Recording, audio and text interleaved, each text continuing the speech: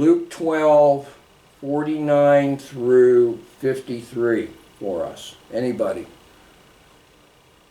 Hi, Marie. Nice of you to join us. No one wants to read that? I will. Go ahead.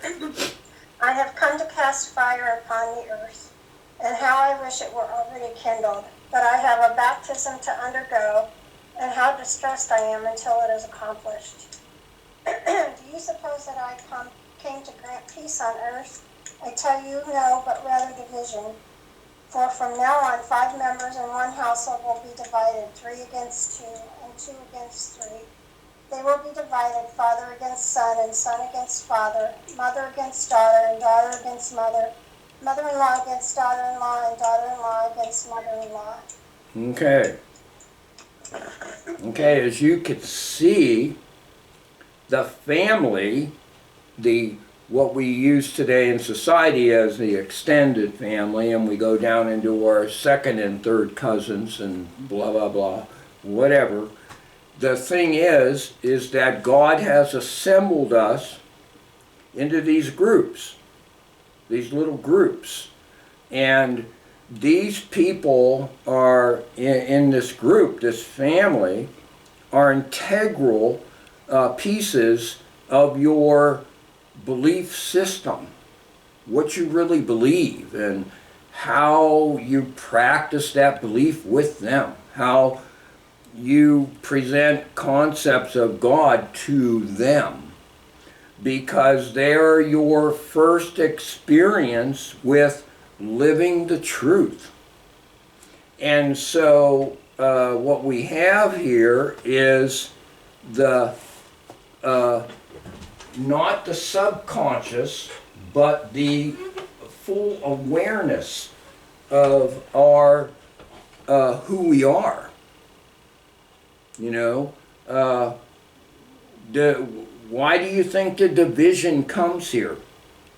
What is the division being talked about here? What's Christ say is going to happen? What's the fire? What's happening here? What's the fire? What's the spiritual fire? What is it? You can read about it in Romans 1. What is the spiritual fire? What is Christ? He sounds apprehensive, doesn't he? He's all excited. He can't wait. I can't wait, he says here. Is that the Holy Spirit that he's talking about? Well, absolutely. The Holy Spirit is going to be sent, but it can't be sent and be effective in the setting that exists, and that's why Christ came. He came to sinners, okay? And so the Holy Spirit, prior to salvation, is definitely present in people all the time. He's present. We exist in God, according to Acts 17. We live and move and have existence, Paul says, in his being, because he is everywhere. Okay? And the Spirit is present in us, but not to bring us to salvation. He's not there as a seal, as the promise. Okay? That is not until we accept Jesus Christ. And then the Holy Spirit has the role of bringing the seal and confirming in our hearts that we're born again, we're saved, and we're part of the family of God. So Christ wants that to come. He wants that to happen, okay? But he has to go through this baptism, and he's really excited. He says, verse 50, but I have a baptism to undergo, and how distressed I am until it is completed. And this is so important to him, okay? Because he needs to be able to save members of the family. Look at what he intends does to the family. Well, what's it say there? Verse 51 and 52. What happens? Somebody read 51 and 52.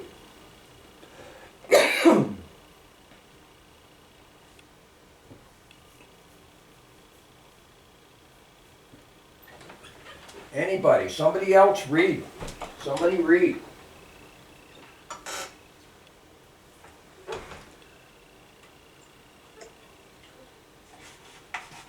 Which verses again, please?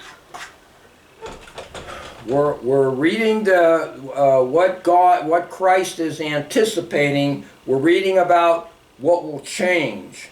So read 51 through 52. Read those. Of which book? Luke 12. Luke 12, 51, 52, and 53.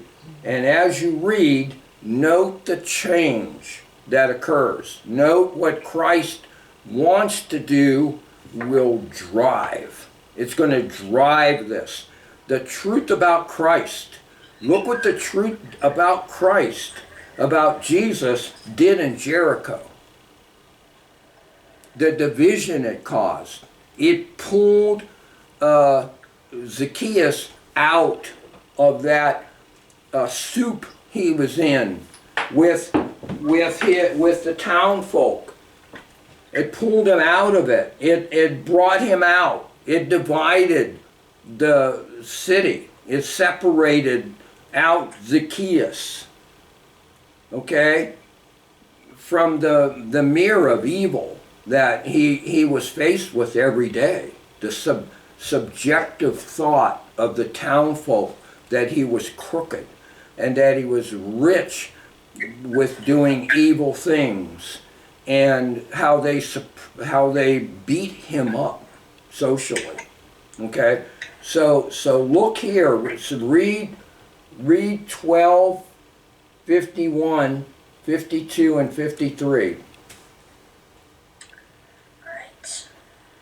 Do you think I came to bring peace on earth? No, I tell you, but division.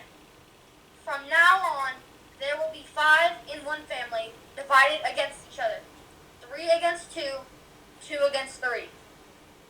They will be divided, father and son against father, mother and daughter against mother, mother-in-law against daughter-in-law, and daughter-in-law against mother-in-law. Okay, thank you very much. Do you see it? Do you see how the family is such an important place? It's fostering. It's the place where you come out, where you say, oh my goodness, I believe. You know, Dad, I believe. And if Dad's not a born again believing father, he's going to be your enemy in your family. The person who you looked up to and you love. You may have this revelation of truth. You may have a Romans chapter 1 experience of the wisdom where you can take your knowledge and use it for truth, for to have a relationship with God. This wisdom that comes from God and blesses you because you accept the truth. And so you may find that Dad is the enemy, or the son becomes an enemy. rejecting the truth. And so Christ is bringing this division home. He's bringing it home into the family. The family can't escape it. This is the coming out place. When you go through the age of reason, as we talked about in our counseling format, you come to age of reason. This should be from Deuteronomy 6, should be active right now, very powerful. As you go down the road, as you are coming home, as you go through the gate or the door to the house, as you lie down, as you get up, you are being impressed in your heart by your parents to accept the truth, to realize who you are, what your creative purpose is, how that you were created to serve God, to have a relationship with the all-knowing God who gave you life. And mom gives credit to what happened in the womb, with you. And dad and mom are only hoping that, you'll accept Christ and you'll realize that hopes and dreams have to be consistent with what you confess. And so life takes on whole new meaning. And the longer you go from this point unsaved, the more sins you're going to do, because there's no power. The Holy Spirit doesn't come at age of reason. He just makes you aware. And you could accept the truth or not. But you need to be born again, and in that rebirth, the Holy Spirit, the promise, brings salvation into you and remains there, a permanent, non-stop, continuous reminder, and is continuously filling you and flowing up in you if you don't suppress him. John chapter 4, 20-ish, I don't know, the woman at the well, somewhere in there, I think it might be before that. But anyways, he's going to flow up in you and out of you, okay? And so if this happens in the family, in Luke 12, there will be division. There's going to be division. You have to expect it. It's not accidental. It is totally on purpose. It is not something that God is unaware of. Christ is driving it. He can't wait until he has the comparisons of the believer and the non-believer have to come out.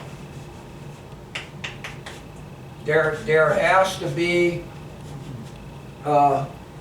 this is power. This is the power of God. So it has to manifest. It has to be there. It has to be real. It is real. And so if we go into society and we worry about the differences among people, the differences is not the enemy. The difference is when you think you're different and you bring self-righteousness into the situation, then yeah, you foul the whole system up. Okay? And what we need to do is come out as the believer who is captured by this hope. Zechariah 9. They're captured by the hope in God, in truth, in serving God, and what that'll mean, and the salvation they have from it, the forgiveness of their sins in relationship to God. So not peace but division. Very important, very integral. The family is the coming out place. Come out. If you're older now and you never came out, go call them up before they die. You know, before they stop listening to you because you're self-righteous, or they see you that way, and tell them what I am, what I've become is a miracle. It's a miracle. I've been saved. It's called born again. It's in John 3 and Romans 10, 9 and 10 in the Word. That's me. This is me. This is who I am. Let the division, if it comes, come from that, and not from our self-righteousness, not from our snobbiness, not from our Romans 12:3, not having an understanding of our grace, and where our grace is, where our grace is. You know, do we really have the grace, or are we being lifted up by grace, or is that false? Is that fake? Romans 12:3 says you got to measure it right. Paul says, I'm sure of the grace I have. I know who I am, Paul said. And I'm walking by faith in that grace. I know who I am.